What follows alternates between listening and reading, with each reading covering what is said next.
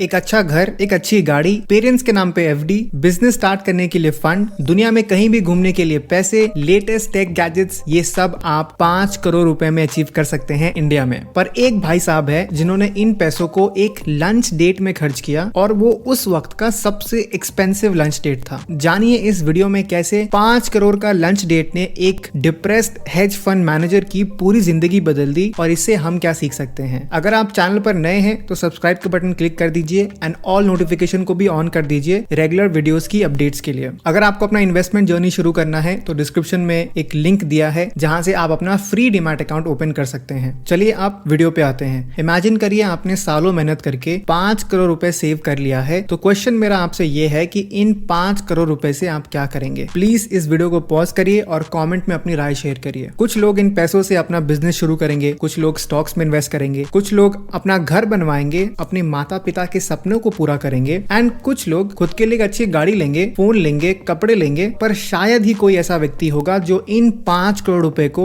Warren Buffett के साथ lunch date में खर्च करना चाहेगा। लेकिन गाय स्पियर एंड मोनीश पैबराई ने 5 करोड़ रुपए दिए थे वॉरेन बफेट के साथ लंच करने के लिए 2007 में। एक्चुअली 5 करोड़ से भी ज्यादा, क्योंकि उन्होंने $650,000 पे किए थे इस लंच के लिए। गाय स्पियर हमेशा से वॉरेन बफेट को अपना आइडल मानते थे। तो जब एक चैरिटी लंच डेट जहां पर आप वॉरेन बफेट के साथ लंच कर सकते हैं इसका ऑफर आया तो गाय स्पियर एंड मोनीश पैबराई ने सबसे ज्यादा बोली लगाई। और इस लंच डेट के बाद जहां गाय स्पियर बिल्कुल क्लूलेस थे कि लाइफ में अब करना क्या है, वहां से वो वैल्यू इन्वेस्टिंग स्ट्रैटेजी को कंप्लीटली फॉलो करते हैं खुद के इन्वेस्टमेंट्स में एंड कुछ ही टाइम के बाद अपना वो खुद का फंड भी लॉन्च करते हैं एक्वा मरीन फंड के नाम से। और ये फंड 24,000 करोड़ रुपए मैनेज कर रही है आज। Aqua marine fund value investing strategy को फॉलो करती है। वैल्यू इन्वेस्टिंग में आप 10 से 15 कंपनीज में इन्वेस्ट करते हैं जो हाई क्वालिटी बिजनेसेस करती हैं और इन कंपनीज में आप एज अ वैल्यू इन्वेस्टर तब इन्वेस्ट करते हो जब इनका स्टॉक सस्ते में बिक रहा होता है और अपने पोर्टफोलियो को आप लॉन्ग टर्म तक होल्ड करते हो। यही है वैल्यू इन्वेस्टिंग। तो आज मैं गाय स्पियर के द्वारा लिखी the education of a value investor, my transformative quest for wealth, wisdom and enlightenment book की समरी देने जा रहा हूं। ये बुक आपको डेफिनेटली एक बेटर इन्वेस्टर बनने में हेल्प करेगा। साथ ही साथ मैं आपके साथ 8 रूल्स शेयर करूंगा इस बुक से, जिससे कि आपको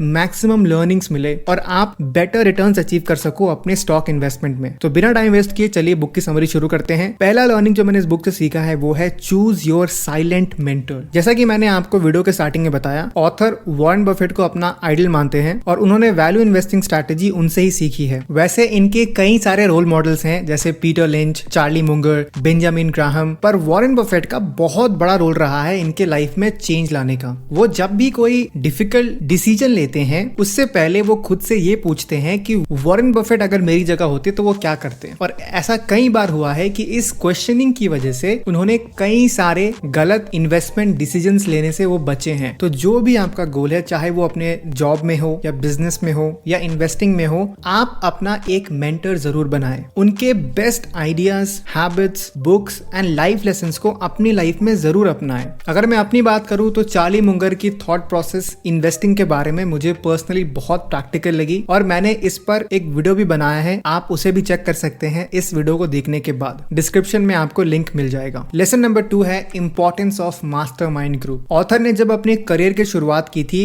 D.H. ब्लेयर कंपनी से, जो एक ब्रोकरेज कंपनी थी, और वो बाद में बैंकरप्ट हो गई थी क्योंकि उनके टॉप एग्जीक्यूटिव ने फ्रॉड किया था उनके कस्टमर के साथ। तो वहां पे ऑथर बहुत डिप्रेस थे क्योंकि वो कंपनी अपने एम्प्लॉइज को फोर्स करती थी कि आप ज्यादा सेल्स करो और जो भी एथिकल रूल्स है उसे ब्रेक करके बस ज्यादा प्रॉफिट कमाओ। पर जब वो मोनीश पैबराई एंड और भी सिमिलर माइंडेड लोगों से मिले तो उनकी लाइफ में मेजर चेंज आया। हमारे फैमिली भी हमें यही कहती है कि अपने फ्रेंड्स बहुत ध्यान से चुनो क्योंकि आपकी thought process, habits, mental models, ये सब आपके नजदीकी 5 लोगों से ही आते हैं। तो ऑथर इस बुक में कहते हैं कि आपकी दोस्ती किस तरह के लोगों के साथ है, ये बहुत बड़ा फैक्टर होने वाला है आपके सक्सेस में। और अगर आपके पास वैसे फ्रेंड्स या नेटवर्क नहीं है तो कोशिश करिए ऑनलाइन बनाने की। खुद से लोगों को रीच आउट कीजिए। जब से मैंने ये यूट्यूब चैनल शुरू किया है मैंने कई सारे फ्रेंड्स बनाए हैं ऑनलाइन और हम एक दूसरे की हेल्प करते हैं बहुत अलग अलग चीजों में। अगर आप मुझसे कनेक्ट करना चाहते हैं तो इंस्टाग्राम पर @bookpillow25 पर मुझे मैसेज जरूर कीजिए। लेसन नंबर 3 है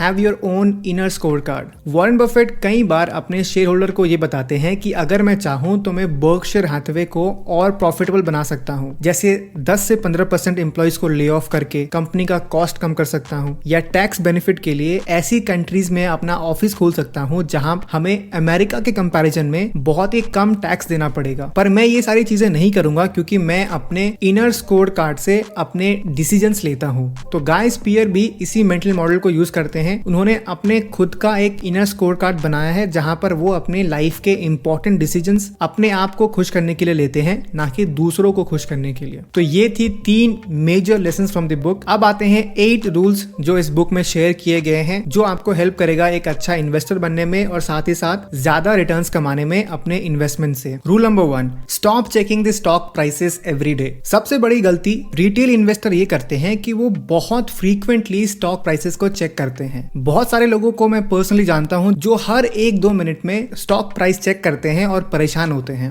ऑथर कहते हैं कि ये कांस्टेंट मूवमेंट की वजह से ही आपके चांसेस बढ़ जाते हैं डिस्ट्रैक्शन के, और जब आप डिस्ट्रैक्ट होते हो तब आपका फियर बढ़ जाता है और उस फियर की वजह से आप गलत इन्वेस्टमेंट्स करने लगते हैं। रूल नंबर 2 है, if someone tries to sell you something don't buy it. Author को जब थोड़ी सक्सेस मिलने लगी थी अपने फंड मैनेजमेंट से, तो अक्सर कई सारे सेल्समैन उनके पास आया करते थे प्रोडक्ट्स एंड सर्विसेज बेचने के लिए। स्टार्टिंग में ऑथर को बहुत इंपॉर्टेंट महसूस हुआ, पर कुछ ही दिनों बाद ये रियलाइज हुआ कि जो भी मेरे पास आते हैं कुछ बेचने के लिए, उसमें उनका ज्यादा फायदा होता है ना कि मेरा। वो वही प्रोडक्ट या सर्विसेज बेचते हैं जिनमें उनको सबसे ज्यादा कमीशन मिलने वाला है। इसीलिए उन्होंने एक रूल बनाया है जो वो आज तक फॉलो करते हैं कि अगर सेलर उनको कुछ ऑफर करता है तो वो तुरंत मना कर देते हैं। रूल नंबर 3 है, stop talking to management. Author कभी भी टॉप मैनेजमेंट की बातें सुनकर या उनका इंटरव्यूज देखकर या उनसे पर्सनली मिलकर स्टॉक्स नहीं खरीदते हैं, क्योंकि उनका मानना यह है कि टॉप मैनेजमेंट के पास एक यूनिक टैलेंट होता है, जिससे कि अगर उनकी कंपनी अच्छा परफॉर्म नहीं भी कर रही है फिर भी वो ऐसे प्रेजेंट करते हैं कि कंपनी का फ्यूचर कितना ब्राइट है, आप इसमें इन्वेस्ट करिए, आपके बहुत पैसे बनने वाले हैं।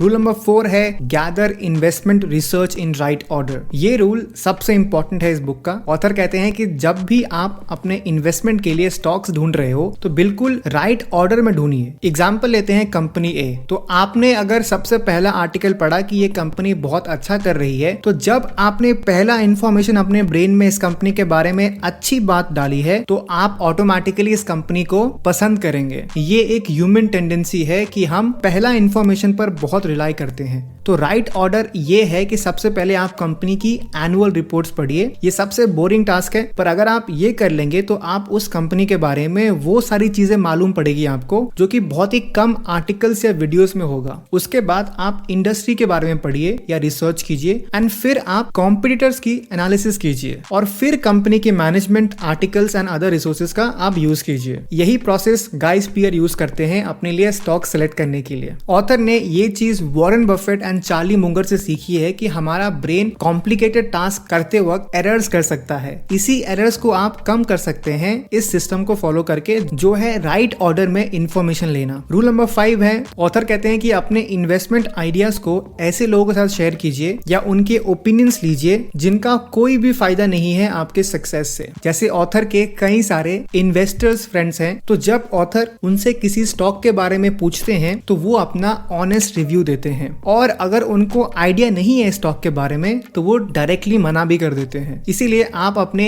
स्टॉक्स के बारे में अगर कोई एडिशनल नॉलेज लेना है आपको, तो आप ऐसे व्यक्ति से लीजिए जिनका कोई भी सेल्फ इंटरेस्ट ना हो और वो आपको एक प्रैक्टिकल नॉलेज शेयर कर सके। रूल नंबर 6 है, नेवर बाय और sell stocks when the market is open. ये उन्होंने अपने फ्रेंड मोनीश पाबराई से सीखा है। कभी भी ट्रेडिंग आवर्स में स्टॉक्स को वो ट्रेड नहीं करते हैं। वो कहते हैं कि जितना आप इनएक्टिव रहेंगे स्टॉक मार्केट में, उतना आपके चांसेस बढ़ जाते हैं बेटर रिटर्न्स के। रूल नंबर 7 है, if a stock stumbles after you buy it, don't sell it for 2 years। अगर आपके रिसर्च के बाद भी आपके सिलेक्टेड स्टॉक्स अगर अच्छा परफॉर्म नहीं कर रहे हैं शॉर्ट टर्म में, तो आपको उनको बेचना नहीं है। मिनिमम आपको 2 साल तक उसे होल्ड करके रखना है। अपने साइकोलॉजिकल बिहेवियर्स को आप इस रूल से मैनेज कर सकते हैं। रूल नंबर 8 है, do not say anything publicly about your investments that you may live to regret. अपने इन्वेस्टमेंट्स के बारे में जितना हो सके उतने कम लोगों को बताइए, हो सके तो किसी को भी मत बताइए, क्योंकि ह्यूमन टेंडेंसी ये है, स्पेशली हम इंडियंस की, कि हर बात पे ओपिनियन देने की। तो सबसे बेस्ट ये है कि अपने इन्वेस्टमेंट्स के बारे में आप बिल्कुल क्लोज व्यक्ति के अलावा किसी और के साथ शेयर ना कीजिए। तो ये थे